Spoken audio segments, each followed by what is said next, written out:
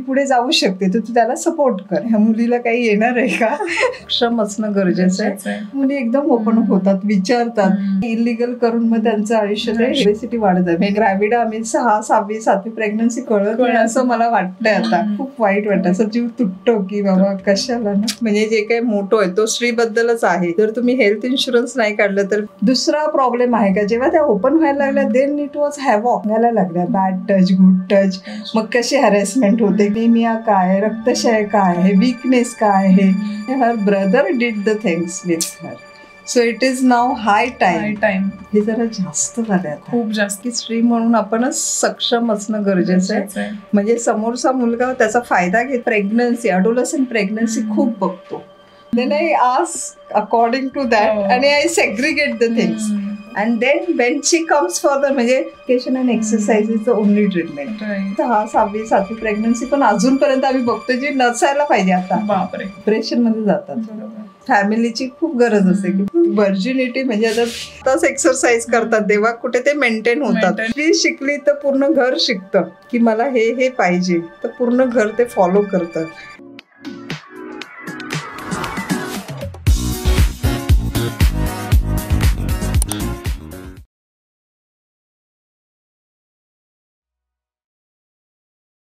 नमस्कार मित्रांनो, वाढीव मंडळी आपल्या पॉडकास्ट चॅनलमध्ये तुमचं खूप खूप स्वागत आहे. आज आपल्याला लाभलेले आहेत मंगल सुपेताई, ज्या एक समाजसेविका, गायनेकोलॉजिस्ट म्हणून ज्यांचं स्वतःचं क्लिनिक आहे आणि एका मोठ्या हॉस्पिटलच्या हेड म्हणून त्या काम करतात. नमस्कार ताई, स्वागत आहे तुमचं. नमस्कार, थँक्यू. काय सांगाल, कशी सुरू झाली ही डॉक्टर बनण्याची जर्नी? माझं नाव डॉक्टर मंगल काशीनाथ भोगटे, जे माहेरचं नाव आहे, आणि आत्ताचं नाव आहे डॉक्टर मंगल संतोष सुपे. मी मूळची मुंबईची. बेसिकली वडिलांनी शिक्षण व्यवस्थित दिलं मला. म्हणजे ते शिक्षणाला काही इश्यू आला नाही. प्रायव्हेट शाळेमध्ये मी शिकले. ज्या वेळेस लोकांची परिस्थिती नव्हती त्यावेळेस मला शिक्षण, म्हणजे आम्ही 4 भावंडं असताना पण आम्ही शिक्षणाला काही प्रॉब्लेम आला नाही आणि चांगलं व्यवस्थित शिक्षण झालं. 10वीमध्ये मला चांगले मार्क्स पडले. पप्पांचे मित्र म्हणले ही मुलगी पुढे जाऊ शकते तर तू त्याला सपोर्ट कर. मग त्यांनी 11वीमध्ये एकदम चांगलं रुपारेल म्हणून कॉलेज आहे मुंबईमध्ये, तिथे मला ॲडमिशन घेतली. पहिले 6 महिने तर मला काही कळतच नव्हतं, सायन्स साईड. शेवटी त्या प्रिन्सिपलने बोलवलं पप्पाने, ह्या मुलीला काही येणार आहे का. पण नंतर मग म्हणजे माहिती नाही, ती ग्रीप नंतर आली की पप्पानी एवढंच आपल्यासाठी शिक्षणासाठी खर्च करतायत तर मला त्याच्यावर कॉन्सन्ट्रेट करणं गरजेचं आहे. आणि मग 11वी, 12वीला चांगले पर्सेंटेज मिळाल्यानंतर पप्पांनीच फॉर्म आणला आणि भरला की हिला मेडिकलला MBBSला ॲडमिशन घ्यायचं. बेसिकली त्यांचं जे फ्रेंड सर्कल होतं ते उच्च शिक्षित असल्यामुळे त्यांना तसं सांगितलं झालं की ही मुलगी तुझी शिकू शकते आणि जर तिला मिळालं ॲडमिशन MBBSला तर तुला नक्कीच तिला प्रोत्साहन द्यायला पाहिजे. त्याच्यात म्हणजे माझे मिस्टर आहे, त्यांचे वडील पण इन्व्हॉल्व होते की ह्या मुलीला मेडिकलला प्रवेश घ्यायला काहीच हरकत नाही कारण ती तेवढी हुशार आहे. मग मेडिकलला प्रवेश माझा MBBSला LTMC म्हणजे लोकमान्य टिळक कॉलेज, सायन हॉस्पिटल, तिथे झालं. आणि पुढचं शिक्षण मग KEM MD माझं KEMला झालं. पुढचं शिक्षणाआधी मला 1 वर्ष यवतमाळला जायचं होतं. आम्हाला बॉन्ड असतो. पप्पा म्हटले बिलकुल जायचं नाही. पप्पानी MBBSचं शिक्षण केल्यानंतर माझा तो जे काही थिंकिंग प्रोसेस आहे ती एवढी वाढली की पप्पांना मी सरळ सांगितलं आता तुम्ही MBBSपर्यंत मला शिक्षण दिलं, पुढचं आता माझी जबाबदारी आणि मी ते करणार आहे. मग त्यांनी कधीच आडखाटी घेतली नाही आणि मग माझं MD KEMला झालं. 1 वर्ष माझी एमओशिप झाली. त्याच्यामध्ये काही अडचणी आल्या पण त्या सॉल्व करायला बरेचसे लोक हेल्पिंग हँड म्हणून होते, त्यामुळे मला तिथेही काही प्रॉब्लेम आला नाही. मग MD KEMला झाल्यानंतर मग म्हणजे माझा जो काही एम आहे तो मी डिसाइडेड केला होता आणि ते साध्य केलं असं मला वाटतं. गायनेकोलॉजिस्ट का? गायनेकोलॉजिस्ट माहिती नाही मला, ते इंटरनल असं नेहमी वाटायचं की मी मेल पेशंट म्हणजे I don't know, but surgery करताना मला ते थोडंसं असं वाटायचं की I can not handle this, so I can handle what the gynaec. Ladies patient मी चांगल्या प्रकारे हँडल करू शकते and I have that connection also, so that will be the better for me to choose the gynaec. म्हणून मग मी स्त्रीरोग प्रसूती तज्ञ याच्यामध्ये ॲडमिशन घेऊन ते कम्प्लीट केलं. It was horrible for me कारण आम्हाला KEMमध्ये 24 hours रेसिडेन्सी असते. पप्पा आणि माझी बहीण ते डब्बा घेऊन यायचे आणि मला शोधत बसायचे कुठे येते. शेवटी ते लेबर रूममध्ये डब्बा सोडायचे, निघून जायचे. मी 2 दिवसांनी तो डब्बा बघायचा. नंतर 6 महिन्याने त्यांनी बंद केलं कारण कारण मी राहायला काळा चौकीला असल्यामुळे माझा हार्डली 10 मिनिटाचाच रस्ता होता. त्यामुळे मग मी संध्याकाळी जाऊन खाऊन यायची. ते म्हटले ते बेटर आहे, आम्ही तुला शोधत बसण्यापेक्षा. त्यामुळे ते खूपच छान झालं. क्लिनिक वगैरे कधी सुरू केलं? ऍक्च्युली लग्न 2008 मध्ये झालंय, अरेंज मॅरेज. पप्पा म्हणाले की तुला ह्या मुलाशी लग्न करायचंय. आय हॅव ऑलरेडी डिसाइडेड, जे ते सांगतील ते मी करणार, तिथे आडकाठी नाही करणार. त्यांनी म्हटलंय ना ठीक आहे, कारण ते विचार चांगलाच करणार. मग लग्नानंतर पुण्यामध्ये आल्यानंतर पुणे माझ्यासाठी फारच नवीन होतं, कारण मुंबई आणि पुणे. तर त्या ऑलरेडी मिस्टरांचं हॉस्पिटल होतं 5 बेडचं, त्याच्यामध्ये मग मी म्हणजे आय स्टार्टेड माय थिंग. आणि 2012 मध्ये मला एक ऑपॉर्च्युनिटी आली त्याच्या YCM मध्ये, यशवंतराव मेमोरियल हॉस्पिटल पिंपरी. तिथे मग मी फॉर्म भरल्यानंतर आय गॉट सिलेक्टेड आणि स्त्रीरोग प्रसूती तज्ज्ञ म्हणून माझी निवड झाली. 2012 ते आतापर्यंत मी तिथे काम करत आहे. ऍक्च्युली YCMचा एक्सपिरियन्स इज टोटली डिफरंट, कारण गावाकडचे सगळे पेशंट तिथे येतात आणि it has a big name. YCM has given me a lot. Basically म्हणजे जे तुम्हाला फेम मिळतं किंवा surgical exposure, everything it has given. त्यामुळे मला फक्त ते एक अलाइन करायला लागतं. पेशंटचा फोन आल्यानंतर कॅज्युअलिटीमध्ये सांगायचं की हा पेशंट आहे, कोणताही असो. नाही माझ्या ब्रांचचा असेल तर तो हँडल होणार, पण दुसऱ्या ब्रांचचा असेल तरी पण मला ते अलाइन करून दिल्यानंतर तो पेशंट व्यवस्थित घरी जातो. कधीतरी भेटला मला तर म्हणतो थँक्यू मॅडम, मला एवढं बरं वाटतं ना की हा बाबा एव्हरीथिंग इज डन. सो म्हणजे मला काही करायला लागलं नाही. That fame has given bye YCM. ते समाधान आहे, समाधान केलेल्या कामाचं समाधान आहे आणि मला छान वाटतं YCM मध्ये काम करायला. किती वर्ष झाली तुम्ही? आता 12 वर्ष झाली मला. समाजसेवेकडे कशा वळलात तुम्ही? समाजसेवा ऍक्च्युली माझे मिस्टर समाजसेवेसाठी, म्हणजे मला तो कन्सेप्ट तेव्हाच कळाला. आधी माझं एज्युकेशन आणि मी माझ्याच याच्यामध्ये होते. लग्न झाल्यानंतर आय रिअलाइज की he is doing lot of thing. म्हणजे तो 10वी 12वीचे शिक्षकांना पुण्यातून घेऊन तिथे, म्हणजे जिथे ट्रायबल एरिया आहे तिथे जाऊन त्या शिक्षकांना त्या मुलांशी इंट्रोड्यूस करून ते त्यांचे क्लासेस घेऊन त्यांना त्या गुणवत्ता यादीत आणणं, हे मी आधी बघितलं. त्याच्यानंतर तो 1-2 मुलांना दत्तक घेणं, त्यांचं शिक्षण करणं, म्हणजे असे मी टप्प्याटप्प्याने बघत गेले की he is doing lots of work, so I have to put my work also. Then we decided one programme, मी किशोरी म्हणून, वयात येताना काय अडचणी येतात. मग तो प्रोग्राम आम्ही डिझाईन केल्यानंतर आय स्टार्टेड टॉकिंग विथ, म्हणजे आम्ही आश्रमशाळेवर घेतलं, इथल्या पुण्यातल्या शाळांमध्ये पण माझं टॉक झालं. आणि जेव्हा मी इनपुट्स घेतले देन आय रिअलाइज की तिथे कुठेतरी काहीतरी कमी पडतंय.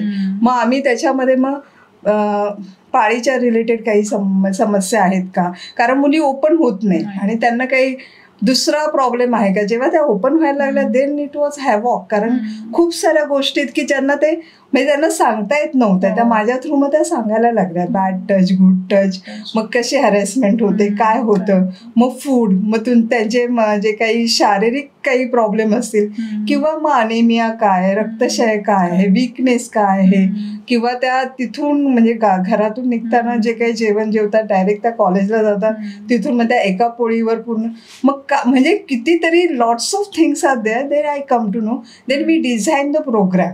मग आम्ही डिझाईन केलं की शाळेतल्या मुलींना हे शिकवायचं. आश्रमशाळेमध्ये थोड्या मोठ्या मुली असतात 11वी 12वीच्या, त्यांच्यासाठी काय शिकवायचं.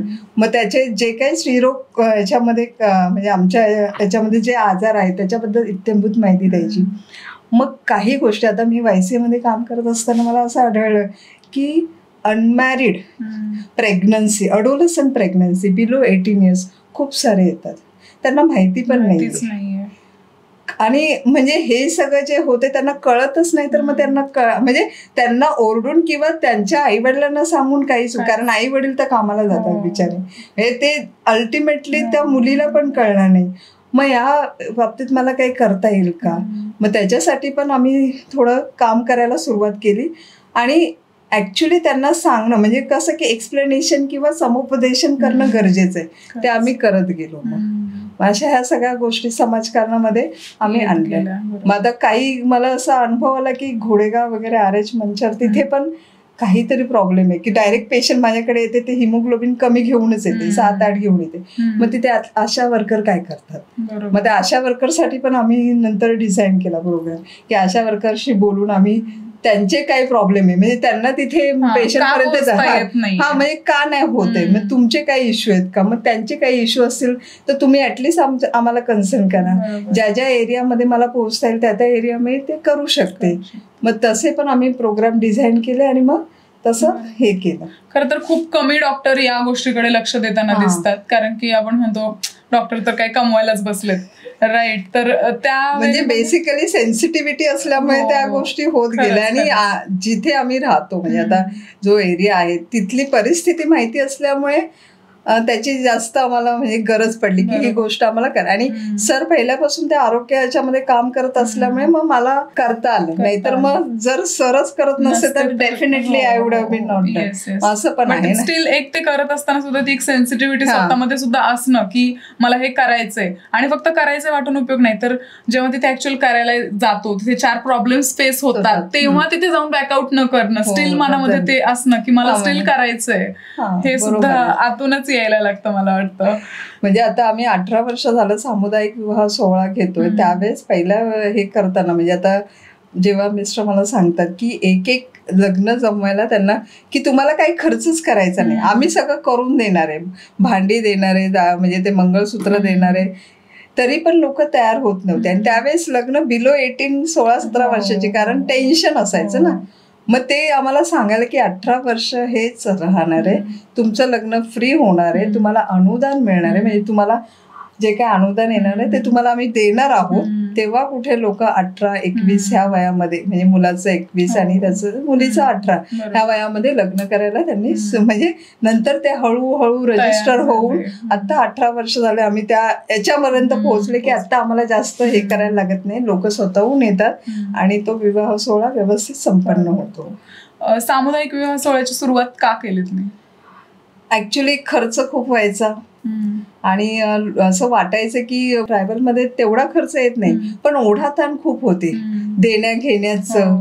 त्याच्यासाठी आम्ही तो खर्च कमी करण्याचा प्रयत्न करायचा की तुम्ही त्या गोष्टीमध्ये पडूच नका की याला दिलं नाही त्याला दिलं, ह्या सगळ्या गोष्टी जास्त होत्या. बाकीचा म्हणजे दुसरं लग्न तर ठीक आहे, तर लग्नाचे जे इव्हेंट होतात ते आहे, पण देण्या घेण्याच्या बाबतीत जी काही त्यांची ओढाताण होत होती ती कमी करण्यासाठी, तो खर्च वाचवण्यासाठी, बेसिकली सगळाच खर्च वाचवण्यासाठी आम्ही ती संकल्पना डोक्यात आली आणि तशा प्रकारे आम्ही ती सुरुवात केली. किशोरवयीन मुलींना तुम्ही काय सल्ला देता, म्हणजे ज्या तुम्ही शिकवताय तुमच्या फाउंडेशनच्या तर्फे, तर काय जागृती करता? ऍक्च्युली आता बेसिकली मुलीचं वय मला वाटतं 9 किंवा 10 वर्षाच्या असतानाच त्यांना आता नैसर्गिकरित्या म्हणजे हे पाळी यायला सुरुवात होते. अशा वेळेस ती काळजी कशी घ्यायची. मग स्कूलमधून पण इन्व्हिटेशन येतात की तुम्ही ह्या संदर्भात काही सांगू शकता का. आणि मग बॅड टच गुड टच आता आपण बघतो की 80 वर्षाच्या म्हातारीला पण हे होतं. आणि त्यावेळेस असं वाटतं की काय चाललंय, म्हणजे कोणत्या दुनियेमध्ये आपण हे होतंय. मग ती एक हे आहे की नाही आपल्याला जागरूकता करायला पाहिजे.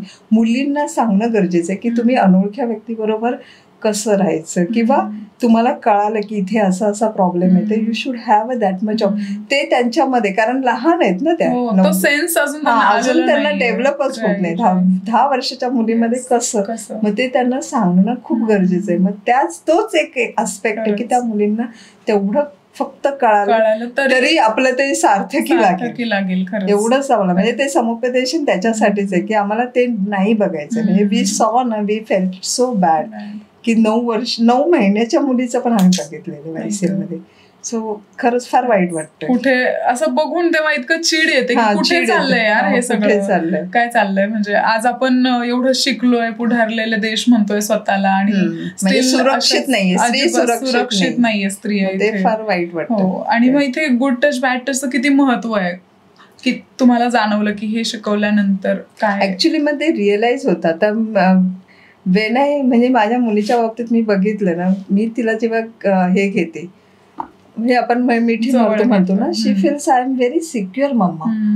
सो रिअलाइज झालं मला त्या दिवशी की हा बाबा, म्हणजे she must have feel something which she cannot म्हणजे त्या याच्यावरूनच मला कळालं की ठीक आहे, मुलींना हे शिकवणं का गरजेचं आहे. आणि ते फील करतात त्या असं. मग त्याच्यात त्या एका सेंटेन्स मध्ये आपोआपच एक असतो मुलींना की म्हणजे माझी मुलगी तर टॉम्बॉयच आहे. She use to do the, म्हणजे तिचं ते कपडे घालण्याची पद्धत मी when I saw then I realise why she understand everything, but she की मला असं राहायचं. हेच हवंय. म्हणजे ते सगळं ते फिमेल लुक मला नकोच आहे. माहिती नाही, ती भीती वाटते काय आहे, पण something which is going in her mind that I also cannot reveal from her. Right we can't. आणि आपल्याला खरंच नाही माहिती की ती काय पाहतीये, कशातून जातीये किंवा काय फील होते तिला, ज्यामुळे she is choosing that look. So when I feel my daughter, then I other female also is like they are my daughter. So it is so that way I sense, म्हणजे I feel it. Sensitivity comes from this side. Good touch bad touch जेव्हा तुम्ही शिकवता, काय म्हणजे तुम्ही tribal areas मध्ये जाऊन शिकवताय किंवा कुठेही, तुम्हाला काय प्रॉब्लेम्स फेस होत आहेत की म्हणजे ते सांगताना आता आमच्या साईडने तरी काही प्रॉब्लेम येत नाही. म्हणजे we use to teach because we have to, तिथे ऑप्शन नाही. पण समोरचं जेव्हा आपल्याला सांगते की हे असं झालेलं आहे, त्यावेळेस आपल्याला समजतं. आता एखादी मुलगी आली आणि तिने सांगितलं की यांनी असं टच केलं, त्यावेळेस मग कळतं की हा at least she realise and she is afraid about this and then she is, म्हणजे तो फिअर आहे त्यांच्यावर. कितीतरी जणांना हे कळत सुद्धा नाही, ऍक्च्युली लहान असतात ते, समजत सुद्धा नाही, त्यांना सांगता येत नाही काय झालंय नेमकं. भीती तर वाटलीये पण काय झालंय हे बोलता येत नाही, कसं सांगायचं. कदाचित तो जवळचाच व्यक्ती असू शकतो. मग हे माझ्या काही फ्रेंड्सच्या बाबतीत सुद्धा झालेलं आहे. सो ते खूप म्हणजे कुठे आपण कॉमन ट्रॅव्हल करतो बसमध्ये, त्यावेळेस पण दे फील दॅट डे म्हणजे वी हर्ड वन केस की दॅट इज, म्हणजे her brother did the things with her. So it is now high time to high time. खरंच. So it is very difficult nowadays. म्हणजे आम्ही ऐकल्यानंतर डोकं सुन्न झालं की हे जरा जास्त झालंय आता, खूप जास्त झालंय. माहिती नाही कोणत्या देशातून लोक जातात ते सोशल मीडिया वॉट एव्हर, म्हणजे कोणत्या कशामुळे म्हणजे ते पूर्ण ते perverted mind and all, only the things ते म्हणजे तेवढंच दिसत असेल ते इज व्हेरी डिफिकल्ट. कुठे चाललोय आपण एक माणूस म्हणून, ह्युमॅनिटेरियन ग्राउंडच राहिलेलं नाही खरंच. आणि ह्या सगळ्या होत असताना महिला म्हणून कुठेतरी आपण स्वतःला चेंज करणं, ते त्याबाबत जागरूक राहणं, त्यापासून वाचायचं कसं हे माहित असणं हे खूप गरजेचं आहे. आणि तेच काम तुम्ही ट्रॅव्हल एरियाज मध्ये जाऊन करताय मला वाटतं. सो ह्याची खूप गरज आहे समाजाला. हो, खरंच गरज आहे. मला असं वाटतं की स्त्री म्हणून आपणच सक्षम असणं गरजेचं आहे. आणि आपल्याला माहिती असलं पाहिजे की कुठे वाहत जात नाहीये ना. म्हणजे बऱ्याचशा वेळा असं होतं की मुली वाहत जातात, म्हणजे समोरचा मुलगा त्याचा फायदा घेतो हे त्यांच्या लक्षात येत नाही आणि ते वाहत जातात. मग अशा आम्ही अनमॅरिड प्रेग्नन्सी, अडोलसंट प्रेग्नन्सी खूप बघतो आणि त्यावेळेस खूप वाईट वाटतं. काही थोड्याशा मेंटली IQ कमी आहे त्या मुलींना ते, आणि सिम्पथी म्हणजे आई वडील बाहेर जात असतील आणि घरी कोणच नसेल, मग it's very difficult to express their feelings and they got trap in that and ultimately they get, काहीच नाही ना, ते उपभोग करून मग त्यांना सोडून देतात. That is very bad thing.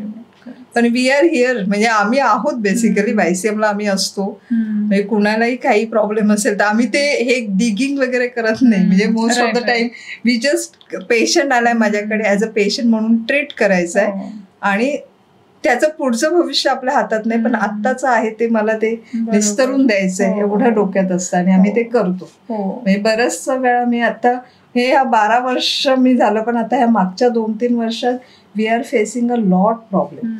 म्हणजे आम्ही हे जे काही चित्र बघतोय त्या 2-3 वर्षात पूर्णपणे चेंज झालेलं आहे आणि त्याच्यावर आम्ही काहीच करू शकत नाही. फक्त मी ट्रीटमेंट देऊ शकते, एवढंच करू शकते, बाकी नाही. पण इथे एक गोष्ट आपण स्त्री म्हणूनही करू शकतो की आपल्या आजूबाजूला जे पण मेन आहेत किंवा जी मुलं आपण घडवतोय त्यांना एक राईट नॉलेज त्या गोष्टीचं देणं. म्हणजे आता मी किशोरी वयात येताना घेतात तेव्हा सर पण मुलांचं समुपदेशन घेत असत. म्हणजे आम्ही दोघांना टॅकल करायचा प्रयत्न करतो की मुलांसाठी पण तितकंच महत्वाचं आहे जेवढं मुलींसाठी. म्हणजे मुली अनसेफ म्हणण्यापेक्षा मुलांनाच आपण हे दिलं, समुपदेशन दिलं तर त्याचा फरक आपल्याला मुली अनसेफ म्हणायला गरजच नाही पडणार ना. म्हणजे आपण तेच बेसिकली हॅमरिंग तिथेच करायला पाहिजे. झालं की तू रात्री उशिरा घरी काय येऊ नको, कारण रस्त्यावर 4 पोरं उभी असतात जी की चांगल्या दृष्टीने बघत नाहीत. ती पोरच तिथं नसतील तर ती रात्री उशिरा काय ती पहाटे कुठूनही काम करून येत असेल किंवा पार्टी करून येत असेल, कुठूनही ती सेफली येऊ शकते. निश्चितच. खरंच गायनाकोलॉजिस्ट हा विषय जर म्हटलं ना तर खूप अजूनही अंधश्रद्धा आहेत लोकांच्या ह्या विषयाला घेऊन, की विश्वास ठेवायला तयार नाहीयेत माणसं. तर कसं ऍक्च्युली आता प्रत्येक वयामध्ये येणाऱ्या ज्या समस्या आहेत त्या वेगवेगळ्या आहेत. म्हणजे आता अडोलसन मध्ये येणार आहे, म्हणजे ते पीसीओज आहे, ओबेसिटी आहे, इरेग्युलर मेन्सेस आहेत, so many things are there. Then when you get pregnant, pregnancy related खूप साऱ्या गोष्टी की त्याच्यामध्ये प्रेग्नन्सीमध्ये बेसिकली प्रेग्नन्सीमध्ये मला एका गोष्टीचं फार वाईट वाटतं की अनिमिया म्हणजे रक्तक्षय आपण म्हणतो ना, हिमोग्लोबिन. बायका म्हणजे सगळं फ्री आहे तुम्हाला, everything is free, still the people are not taking medicine. आणि मग तुम्हाला स्पेसिंग नसतं, तुमची तब्येत खालावत जाते, लक्ष देत नाही बायका, निष्काळजीपणा किंवा निग्लिजन्स, अवेअरनेस नाही. अवेअरनेस दिला तरी ते ऐकत नाही. म्हणजे मेडिसिन आपण म्हणतो त्या घेत नाही. आणि मग त्या 2-3 HB घेऊन माझ्याकडे डिलिव्हरीसाठी येतात. It is very difficult for us की तर बाळाला वाचवायचं का आईला वाचवायचं, पण दोघांना वाचवणं आमच्यासाठी तेवढंच गरजेचं असतं आणि आम्ही त्या कसोशीने प्रयत्न करतो. पण मला माहिती नाही ते अनिमिया म्हटलं का माझी तळपायाची आग मस्तकाला जाते. आणि मी त्या पेशंटला म्हणते की तुम्हाला निसर्गाने 9 महिने दिलेले, वाय डोंट यू टेक. निसर्गाने 9 महिने दिले तर तुम्हाला त्या 6 महिने तरी गोळ्या घेणं गरजेचं आहे. तुम्हाला हे प्रॉब्लेम येणार नाही आणि पुढचे मग जे काही प्रॉब्लेम आहे ते सॉल्व्ह होणार ना. मग त्याच्यानंतर पोस्टपार्टम म्हणतो ना आपण, सायकोसिस मध्ये जातं, विकनेस, हे मग त्या कंप्लेंट कंटिन्युअस त्यांच्या आयुष्यभर राहतात. जर त्यांनी प्रेग्नन्सी मध्ये काळजी घेतली तर पूर्ण त्यांचं पुढचं आयुष्य पण सुरळीत होऊ शकतं. ते काळजी घेत नाही. सगळीकडे सगळ्या बायका सेमच होतं. म्हणजे मला कधी कधी वाटतं की एज्युकेटेड पण त्यांच्याही बाबतीत कधी कधी तसं होतं. म्हणजे तिथे आपल्याला बेबी हवा याचा सिरियसनेस आहे, पण ते स्वतःची काळजी घ्यावी. म्हणजे निरोगी असेल तुमचं शरीर तर निरोगी बाळ होणार ना. पण तुम्ही जर त्याच्यामध्ये नाहीच काही करणार तर मग there are so many problem. असं सगळं होतं. मग प्रेग्नन्सी नंतर तुमचा एक प्री मेनोपॉझल काळ येतो. प्री मेनोपॉझल मध्ये तुम्हाला काही वेगवेगळ्या समस्या येतात. म्हणजे इरेग्युलर ब्लिडिंग मध्ये खूप सारं ब्लिडिंग होतं, काहींना फायब्रॉइड्स होतात, काहींना. मग आता HPV वॅक्सिन आलेलं, वॅक्सिनेशन जे CA सर्व्हिक्सवर काम करतं, त्याचा अवेअरनेस पण आम्ही करत असतो की तुम्ही ते वयाच्या 9व्या वर्षी मुलींना देऊ शकता. म्हणजे ते प्रिव्हेंटेबल आहे. 9व्या 11व्या वर्षी नंतर किती डोसेस ते सगळं आम्ही सांगत असतो. मग ते जर तुम्ही त्या वयात घेतलं तर आता मुलींना दिलं तर पुढे त्यांना त्याची गरज पडणार. आणि नंतर मग रजोनितीचा काळ आहे की जो तो सगळ्यात महत्वाचा आहे, जिथे पेशंट म्हणजे अल्टिमेटली ते डिप्रेशन मध्येच जातात ना. मग त्या डिप्रेशन मधून बाहेर काढणं पण खूप अवघड असतं, बिकॉज दे फील की आय एम अलोन नाव. आणि त्यात loneliness makes them very difficult. मग ते त्याच्यावर पण काम, म्हणजे या 4 टप्प्यांमध्ये आम्ही काम, म्हणजे मी काम करत असते. ज्या ज्या वयाच्या बायका असतात त्याच्यानुसार मी त्यांना सांगायचा प्रयत्न करते. आणि हे का होतं असं मेनली तर डॉक्टर जवळ जाण्याचीच आपल्याला एक भीती. ऍक्च्युली ते आता पण मायसेमला येणारा क्राऊड असतो तो शेवटच्या स्टेजला येतो. ऍक्च्युली CA सर्व्हिक्स म्हणजे गर्भाशयाच्या मुखाचा कॅन्सर हा मला त्या पेशंट बघितल्यानंतर कळणार आहे ऍडव्हान्स स्टेजला गेले. ती जर लवकर आलीस टाळत राहते. 1 वर्षापासून मी बघते होते पण जाऊ दे डॉक्टर, भीती वाटते म्हणून. मग असं ऐकलं का वाटतं की नाही चुकीचं आहे काहीतरी. म्हणजे हे चुकीचं आहे की आपण प्रिव्हेन्शन साठी तिकडे जात नाही. जेव्हा काहीतरी खूप टोकाचा त्रास व्हायला लागतो तेव्हा मग आपण डॉक्टरची धाव घेतो आणि त्यावेळी डॉक्टर पण काही करू शकत नाही. मग त्या केसेस मला त्याच्यामध्ये पण थोडंसं काम करायचंय. इव्हन ब्रेस्ट कॅन्सर आपण म्हणतो, ब्रेस्टमध्ये थोडीशी जरी गाठ लागली तर ती लगेचच डॉक्टरना दाखवणं, त्या तज्ज्ञांकडे जाऊन त्याचं करणं गरजेचं आहे. म्हणजे तो अवेअरनेस पाहिजे. म्हणजे जेव्हा मी एखादा हे घेते की मला एखादा म्हणजे आता कोणतेही असू दे तेव्हा मी ह्या सगळ्या गोष्टी इन्क्लूड करते की आय वॉन्ट दॅट फुल हे की नॉलेज असं दिलं पाहिजे. मला माहिती आहे ना, मग तो ठीक आहे अडोलसन ग्रुप असेल तरी मी सांगेल, त्याच्या ग्रुपचं तरी पण मी सांगेल की तुमच्या मुलींना तुम्ही सांगा, नाही तर तुमच्या आयांना तुम्ही सांगा की हे प्रॉब्लेम आहे. आणि जेव्हा ते ओपन अप, कधी कधी मुली एकदम ओपन अप होतात, विचारतात. एकीने तर मला व्हर्जिनिटीवर प्रश्न, what is virginity, I fell की okay they know that what is this. It is like की they are asking the question if you are very close to them. आणि म्हणजे मी जेव्हा लेक्चर घेते तेव्हा त्या आणि मी दोघंच असतात, नॉट अ टीचर ऑल्सो. मी त्या सगळ्यांना म्हणते तुम्ही बाहेर जा, because I wanted to communicate and they will be become असं फ्रँकली म्हणते मनमोकळेपणाने गप्पा मारतात की हा मॅडम असं असेल तर कसं. मग पीसीओडी तर सगळ्यांनाच माहिती, मग पीसीओडी बद्दल म्हणजे at least they know and they come to me असं आहे. हे करत असताना बऱ्याचदा मानसिक रित्या पण त्यांना समजून घेण्याची गरज पडत असते. मला ते फार आवडतं काउन्सिलिंग. म्हणजे मला असं खूप असं वाटतं समाधान, म्हणजे actually what is her problem, then I ask according to that आणि I segregate the things and I reach that हे and then they open up. आणि ती एक खूप वेगळी प्रोसेस आहे आणि त्याच्यात जायला भारी वाटतं की प्रॉब्लेम काहीतरी वेगळाच असतो, पण आपण 10 गोष्टी घेऊन बसलेलो असतो, मग हळूहळू प्रॉब्लेमला टच गॉड ग्रेस, म्हणजे माहिती नाही somehow I can reach that problem and solve it. मला ते खूप आवडते की नेमकं काय प्रॉब्लेम आहे. म्हणजे पहिल्या ह्याच्यामध्ये ते सांगणार नाही, नेक्स्ट व्हिजिट मध्ये तर ते नक्कीच कम्फर्ट आला की मग ते ओपन अप होतात. आणि I try to make it in a first visit, but it happens. त्याला थोडा वेळ द्यायला लागतो, पण it's okay for me. I got so satisfaction basically त्याच्यामुळे. राईट. आणि बऱ्याचदा तुमच्याकडे अशा केसेस आल्या असतील जे की खूप कमी वयाच्या मुलींना काहीतरी असं झालंय, काहीतरी चुकीची गोष्ट झाली त्यांच्यासोबत, तर मग त्यांना मानसिकरित्या त्यातून बाहेर काढणं किती अवघड असतं. फिजिकली त्या रिकव्हर होतीलही, पण मानसिकरित्या त्यातून बाहेर येऊन परत नॉर्मल लाईफ चालू करणं हे किती अवघड असतं. ऍक्च्युली त्यावेळेस आमचा पूर्ण टीम असते. म्हणजे आता माझ्याकडे अडोलसंट प्रेग्नन्सी आल्यानंतर त्या वयामध्ये आम्ही सगळे म्हणजे सायकॅट्रिस्ट असतात, HW असतो, त्यांना जो काही सायकोलॉजिकल सपोर्ट आहे किंवा काउन्सिलिंग, त्याच्या आई वडील एकदमच हे होऊन जातात, बिकॉज अल्टिमेटली त्यांना वेगळ्या प्रकारचं सामाजिक दडपण असतं. म्हणजे ते मुलीचं नाही, पण सामाजिक दडपण खूप असतं. अशा वेळेस आमचं पूर्ण टीम त्याच्यावर काम करत असते. आणि पोलीस एक थोडासा आम्हाला त्रासदायक आहे, पण दॅट इज ओके, त्यांचं पण ते काम आहे, पण we try to make it. आणि मग त्या टीमने पूर्ण काम केले. काउन्सिलर असतो, सायकॅट्रिस्ट असतात, मेडिकल सोशल वर्कर आहे, आणि आम्ही असं पूर्ण, आणि काही संस्था पण इन्व्हॉल्व आहेत की ज्या आम्हाला सांगतात की तुम्ही आम्हाला कळवत जा, मग ते पण ते हे करतात. एनजीओज पण हेल्प करतात.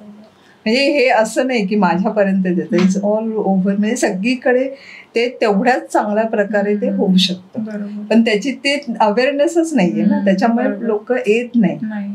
आणि मग काय इलिगल करून मग त्यांचं आयुष्य ते हे करून घेतात. असं नाही व्हायला पाहिजे. बेसिकली मला असं नेहमी वाटतं की जेव्हा काही असं होत असेल तर त्यांनी डायरेक्ट हे गव्हर्नमेंट हॉस्पिटलला आले तर ते बेटर राहतं, की तुम्हाला एक प्रॉपर मार्ग, ते पोलीस हॅरेसमेंट वगैरे हा पार्ट वगळला तर आमच्याकडून तुम्हाला 100% कॉपरेशन मिळतं. असं नाही की तुम्हाला मिळणार नाही, पण ती भीती तुम्हाला अजून, तुम्हाला त्याची अवेअरनेस नाहीये. बरोबर. पीसीओडी काय असतं मॅम? पॉलिसिस्टिक ओव्हरियन सिंड्रोम म्हटलं जातं. त्याच्यामध्ये इरेग्युलर मेन्सेस, वजन, ओबेसिटी, मग आता जंक फूडमुळे ते ओबेसिटी वाढत आहे. Whenever the patient comes with me irregular menses, I see the patient वजन किती आहे, and then I see ki weight is the only problem. I never used to give a medication. I will always counsel regarding the weight reduction and the exercise is the only treatment now. You are not unmarried is, त्यामुळे तुला hormonal pills येऊन अजून तुला मी हे करणार नाही. So it is better you start yourself, you don't depend on me. मी तुझं वजन कमी करणं नाहीये, अल्टिमेटली तुझ्या मनात असायला पाहिजे की तुला तुझं वजन कमी करायचं आणि यू कॅन डू इट. तेवढा कॉन्फिडन्स मी देते. And then when she comes for the, म्हणजे नंतर म्हणजे आता मॅरिड असतील तर त्यांची ट्रीटमेंट वेगळी, मग त्याच्यानुसार मी त्यांना ट्रीटमेंट द्यायला सुरुवात करते. पण lifestyle modification and exercise is the only treatment. Diet. आता जसं बघतो की सगळ्यांचं लग्नाचं वय कुठेतरी पुढे चाललंय, एक प्रेग्नन्सीचा काळ खूप पुढे गेलाय जो अगोदरपासून नॅचरली होता त्याच्यापेक्षा. तर मग पुढे जाऊन काही प्रॉब्लेम्स येऊ नये म्हणून काय काळजी घेतली पाहिजे त्याच्यात? आम्ही बेसिकली आता लेट मॅरेज हे आमच्यासाठी फार कॉमन झालेलं आहे. प्री कन्सेप्शनल आम्ही काही मेडिसिन देतो, आणि वी जस्ट काउन्सिल देम की तुम्ही लवकरात लवकर प्रेग्नन्सी ठेवा, कारण की आता आम्ही बऱ्याच ॲबनॉर्मल प्रेग्नन्सी पण बघत राहतो. त्या ॲबनॉर्मल प्रेग्नन्सीमध्ये म्हणजे बाळामध्ये व्यंगत्व येणं आणि मग नंतर मग प्रॉब्लेम, मग त्याच्यासाठी आम्ही त्यांना काउन्सिलिंग करत राहतो की हे सगळं गरजेचं आहे. आणि तुम्ही म्हणजे जे काही आम्ही मेडिसिन देतो ॲटलिस्ट ते घ्या. आणि whenever you get married you just have a kid, because 35 पर्यंत ठीक आहे, 35 नंतर आमच्यासाठी पण ते कॉम्प्लिकेटेड, कारण मग त्याच्यामध्ये त्यांचं BP वाढणं, डायबिटीज, अशा बऱ्याचशा गोष्टी बाकीचे आजार सुरू होतात आणि ते क्रॉनिक याच्यामध्ये जातात. आयुष्यभर तुम्हाला तो डिसीज घ्यायला लागेल. ते क्रॉनिक डिसीज आले की मग एकदा काहीच नाही. हो, मग डिप्रेशन म्हणतात ना त्याच्यामध्ये असतात त्या. म्हणजे पहिल्यांदा असेल तर थोडंसं वेगळं राहतं, पण नाही आता ग्रॅव्हिड आम्ही 6, 6वी, 7वी प्रेग्नन्सी पण अजूनपर्यंत आम्ही बघतोय जी नसायला पाहिजे आता. बापरे.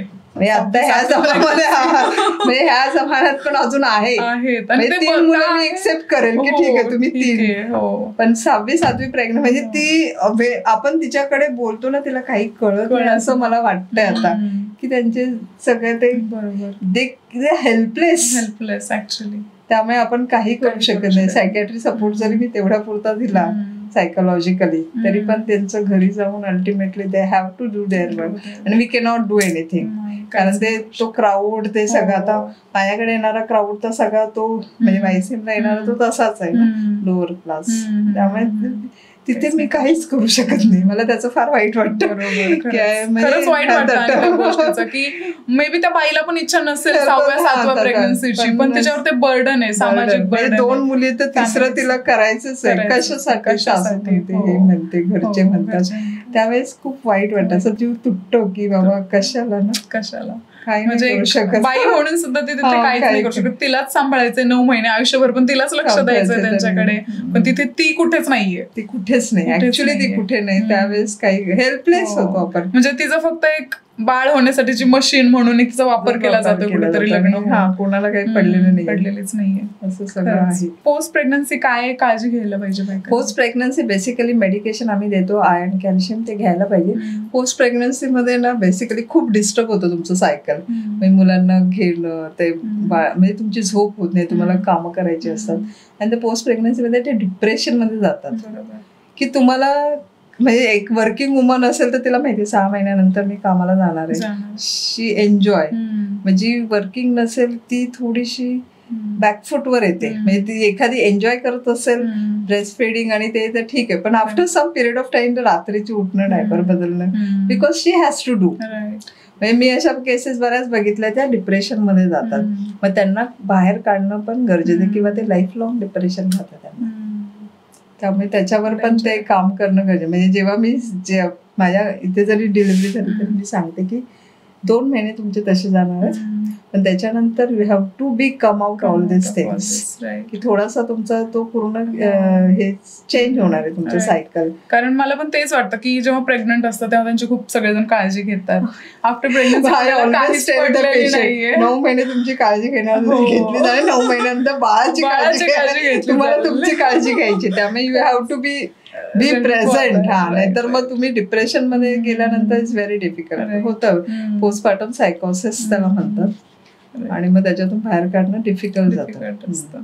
आणि ह्याची मला तर वाटतं की ह्याच्याबद्दल अजून कोणाला अवेअरनेस नाही, कमी काहीच अवेअरनेस नाही. म्हणजे ती बाई काही करत असेल तर घरचे म्हणतील काहीतरी भूतभीत लागलं, पण जे काही हाय क्लास म्हणजे अप्पर मिडल क्लास आहे त्यांना ऍटलिस्ट कळतं, आणि मध्ये गो टू द सायकॅट्रिस्ट. पण हे लोअर अवेअरनेस नाहीच आहे. असं काय असतं ही टर्मिनॉलॉजीच नाही त्यांच्याकडे. उगाच म्हणतील की आमच्या काळात तर काय होत नव्हतं, तुलाच कसं काय काहीतरी व्हायला असं. तसंच आहे अजूनही. मला असं वाटतं की अरे यार, we are still here, we are not moving, we are in 2021 still we are in a stem. म्हणजे मला असं वाटतं की आपण तेच त्याच्यामध्ये काय, फक्त आपलं एज्युकेशन वाढलंय, आपलं म्हणजे the way we are thinking is different, but we are still in the same. We have to do the things. There is no option. Yes. म्हणजे जग बदलतंय, शिक्षण येत आहे, ते सगळं आपण ऍक्सेप्ट करतोय, जग बदलतंय, पण एक स्त्रीचं शरीर कुठे बदलतंय, तिला कशाची गरज आहे, ह्या गोष्टींतून जात असताना ते अजून ऍक्सेप्ट करायला आपण तयारच नाही. कोणच नाही करत. म्हणजे सासू करत नाही, आई करत असते तर मग असे सगळे आम्ही बघत असतो, आणि त्यावेळेस आपल्याला वाटतं की आपण ह्या याच्यामध्ये काहीच करू शकत नाही, बिकॉज आणि- they have their own views हो. आणि we cannot Cannot change change. आणि ते ओव्हर द इयर्स तयार झाले त्यांच्यामध्ये. झालेले. आणि हे खूप अजून दुःखदायक आहे त्याच्यातलं की स्त्री म्हणून परत त्या स्त्रीला समजून घेता येत नाही. सासू आहे, सासू त्याच्यातून ऑलरेडी गेलेली आहे, स्टील तिला सुनेला समजून घेता येत नाही त्या गोष्टी. ते आहे एक स्त्री म्हणून स्त्रीला समजून घेणं हे कधी होणार आहे माहिती नाही. खरंच त्यांनी समजून घेतलं तर सगळं जग चेंज होईल. जगच चेंज होईल खरंच.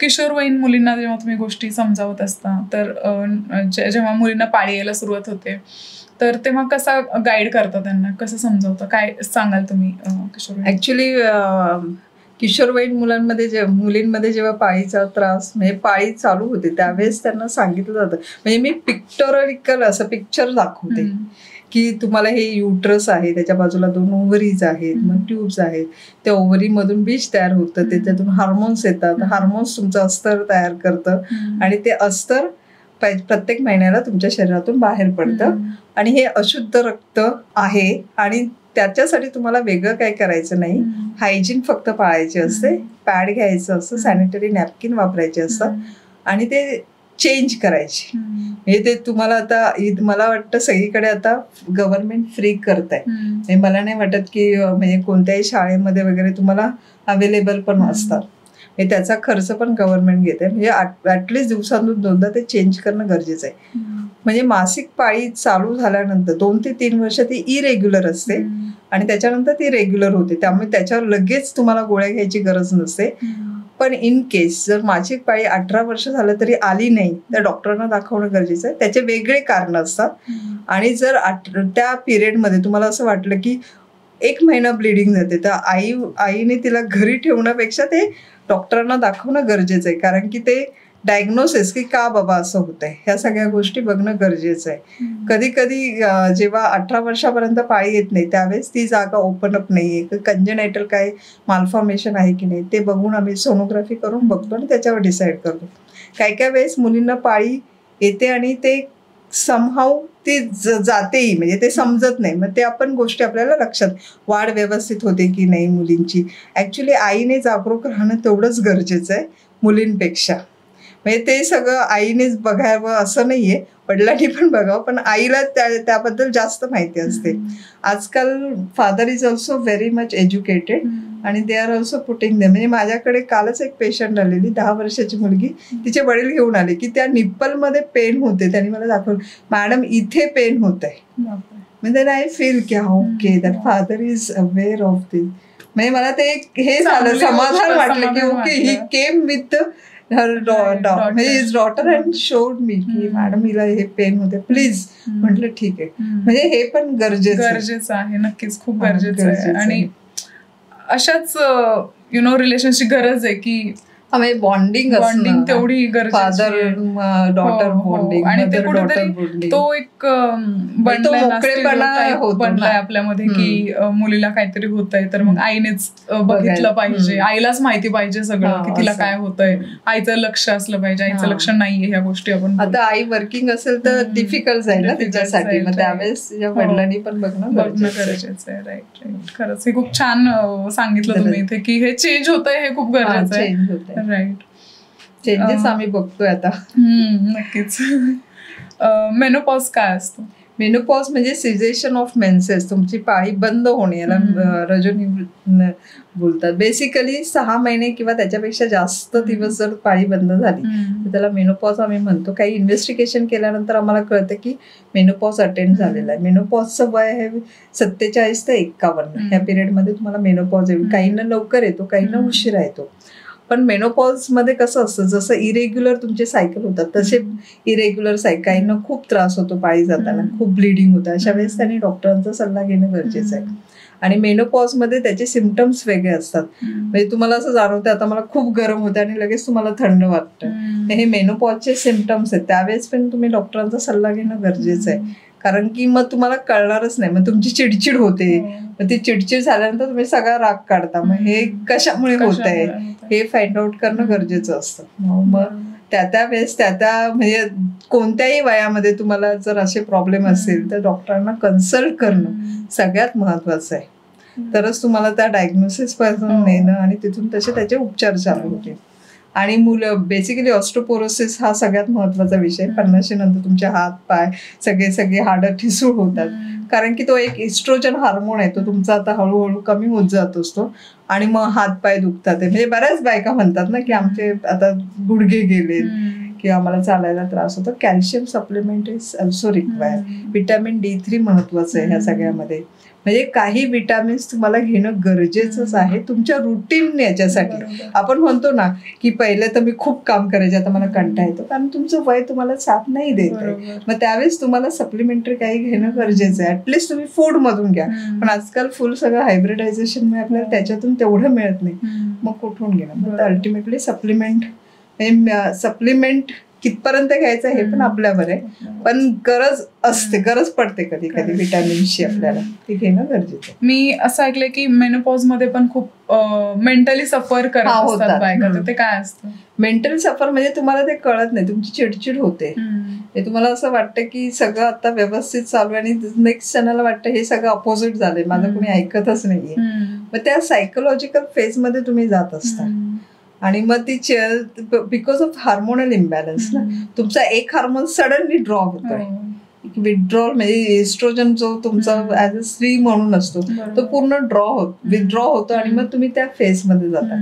मग त्यावेळेस तुम्हाला बेसिकली त्यावेळेस फॅमिलीची खूप गरज असते की फॅमिलीने त्या फिमेलला तेवढं समजावून घेणं गरजेचं असतं, ते होत नाही आणि मग त्या डिप्रेशन मध्ये जातात. महिलांमध्ये कॅल्शियम कमी होण्याचं प्रमाण का? आता बेसिकली जेव्हा तुम्ही प्रेग्नंट राहता, प्रेग्नन्सी नंतर बाळाला दूध पाजतात, त्यावेळेस ते कॅल्शियम पूर्ण तुमच्या शरीरातून बाळ घेत असतं, दुधातून जातं. मग तुम्हाला कॅल्शियम सप्लिमेंट आम्ही का म्हणतो की तुम्हाला त्याची गरज आहे.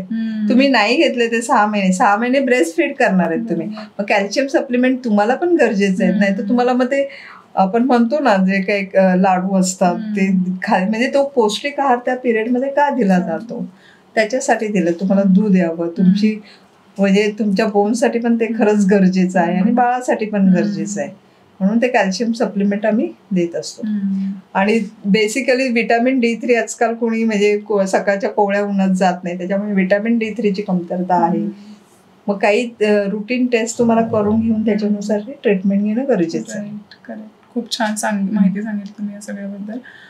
व्हर्जिनिटी बद्दल काय बोलायला आवडेल तुम्हाला? काय उत्तर दिलं तुम्ही त्या मुलीला तेव्हा व्हर्जिनिटी बद्दल? मी पण शॉक झाले, मी काही उत्तर नाही दिलं. बेसिकली व्हर्जिनिटी म्हणजे आता it's very difficult to answer for that moment.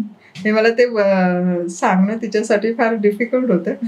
I didn't say anything but I say म्हणजे देर इज अ म्हणजे तुम्ही जेव्हा संभोग करता त्यावेळेस तो एक पडदा असतो, पडदा तिथे हेच जातो, म्हणजे त्यात व्हर्जिनिटी इज लॉस्ट असं आपण म्हणतो.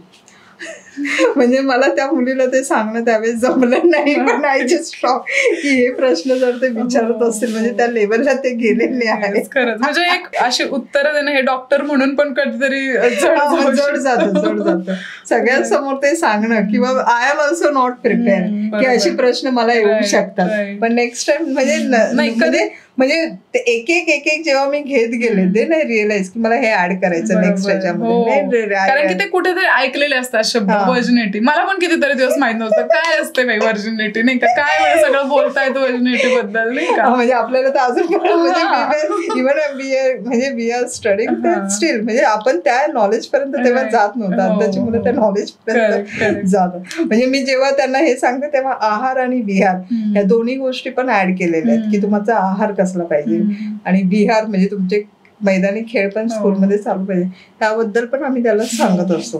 म्हणजे वी कव्हर एव्हरीथिंग त्या एज ग्रुपला, ते सगळं आम्ही कव्हर करून तसं इनोव्हेशन मग ऍड करत गेलो की हा बघ मला याची गरज आहे, मला हे सांगायचं. हे जेवढे लेक्चर्स घेतो त्याच्यामध्ये काही ना काही ऍडिशन होत गेले आणि आता मग कम्प्लीट एक हे चालू प्रोग्राम आहे तो की त्याच्यामध्ये. आणि आता मला असं वाटतं की आहार विहाराकडे मुली लक्ष देत आहेत फिगर मेंटेन करण्यासाठी, चांगलं दिसण्यासाठी, बट कुठेतरी मैदानी खेळ पण त्यांच्यासाठी किती गरजेचे आहेत, ते तुमचे बोन स्ट्रॉंग राहावेत किंवा तुम्ही फिजिकली फिट राहावे यासाठी किती गरजेचे आहेत हे त्यांना सांगणं खूप गरजेचं आहे मला वाटतं. कारण की सगळे वजन मापात असलं पाहिजे, पोट फ्लॅट असलं पाहिजे, हे गरजेचं आहे. पण कुठेतरी फिजिकल फिटनेसचं काय महत्व आहे ते एक सांगा.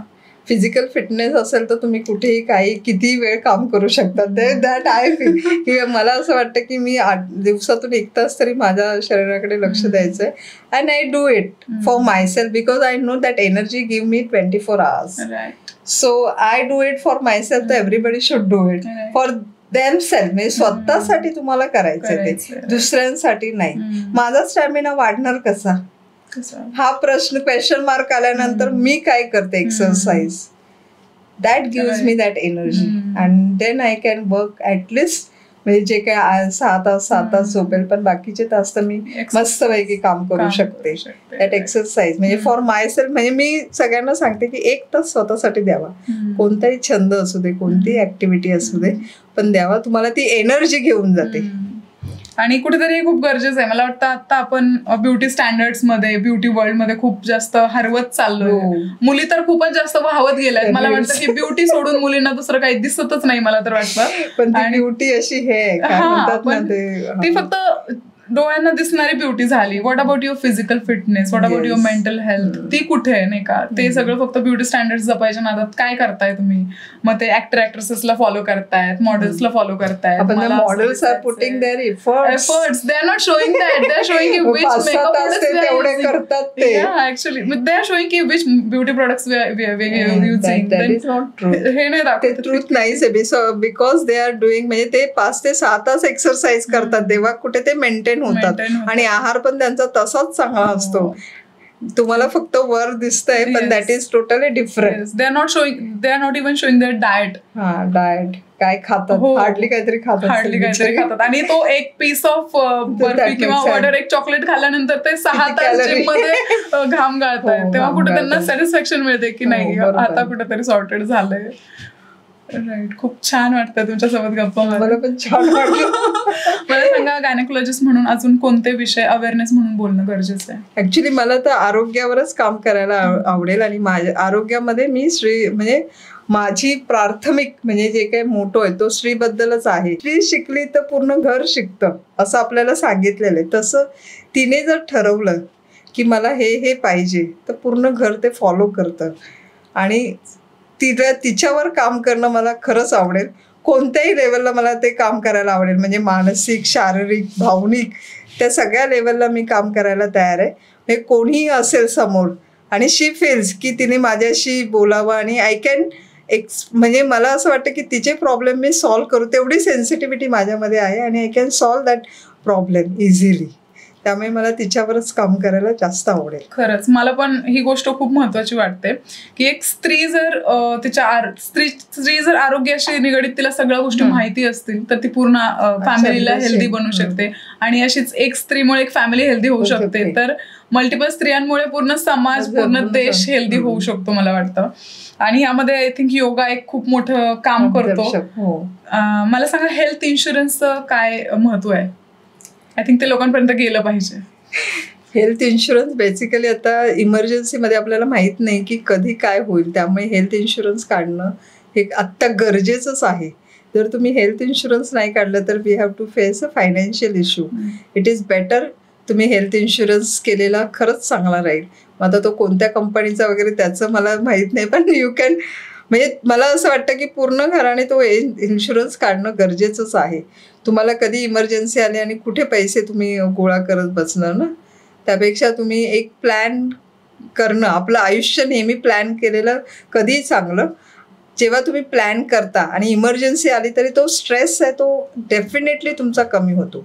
त्यामुळे तो हेल्थ इन्शुरन्स असणं खूपच गरजेचं आहे. एक डॉक्टर म्हणून तुम्ही तुमचा स्ट्रेस कसा मॅनेज करता? I do the meditation. मला मेडिटेशन मध्ये राहायला आवडतं. म्हणजे आय कॅन, म्हणजे मी इथे बसून पण आय कॅन डू इट. म्हणजे that kind of things I have. Meditation, I just keep quiet, I do my meditation and refresh and do my work. That is my strategy. Nice. आणि हे खूप गरजेचं आहे मला वाटतं स्ट्रेसफुल लाईफ मध्ये. There are so many things you have to get up, you have to do your म्हणजे daughter tiffin, then you have to just, there are lots of things. Then how you are going to plan out? You just keep relaxed and say thank you. Yes, actually ते खूप महत्वाचं आहे. युनिव्हर्सला thanks बोलल्याने खूप सगळ्या गोष्टी solve होतात. Magic happens. Magic automatically happens. I believe in that. I believe in that. So I feel that is really grateful. You always say thank you, and thank you to you and all team. I feel really grateful to that. Work life balance कसं हे करता तुम्ही मला सांगा. मी आता सांगितलं meditation is the only की. Ma'am मला सांगा की महिलांनी त्यांच्या स्वतःच्या आरोग्यासाठी काय करणं गरजेचं आहे? महिलांनी त्यांच्या स्वतःच्या आरोग्यासाठी बोलतं होणं गरजेचं आहे. जोपर्यंत त्या बोलणार नाही तोपर्यंत समस्या काय आहेत ते कळणार नाही, आणि समस्या कळल्या नाही तर मग ते आपल्याला म्हणजे त्याच्यामध्ये आपल्याला काही करता येणार नाही.